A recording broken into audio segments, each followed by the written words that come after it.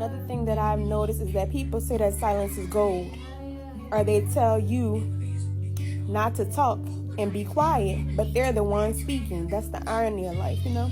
People want you to listen to what they gotta say and take the approach that they took in life while they profit off of your silence and ignorance.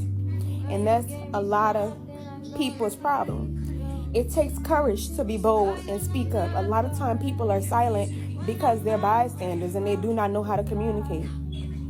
A lot of times, people that they look up to, whether it's musicians, whether it's politics, whether it's teachers, doctors, lawyers, any type of advocate, Martin Luther King, Dr. Sadie, Assata Shakur,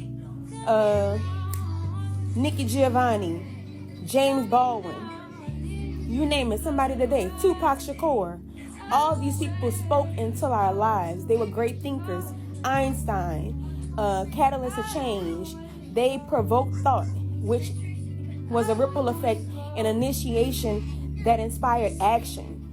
In order to even be relatable or create safe spaces for people and allow them to feel comfortable with you and vulnerable or even be transparent, you have to share your story. You have to share your testimony. You have to share what you've been through. The word says that we overcome by the words of our testimony. Each one of us has an individual footprint and handprint. And in order to even leave a legacy on this world and on this earth, nobody walks around just not saying anything. Somebody's going to think you're weird if you do that. And a lot of times, men or people use that as a manipulation tactic. You know, narcissist people and all that try to silence you. A lot of women are silenced as a protection mechanism. And men, especially when you're in vulnerable situations. Are you been abused? Are you dealt with any type of psychological traumas, adversity, or misunderstandings, or execution, persecution? You know, God's not silent. Jesus isn't silent. Muhammad isn't silent. Buddha isn't silent. Music isn't even silent. Everything is a sound vibration.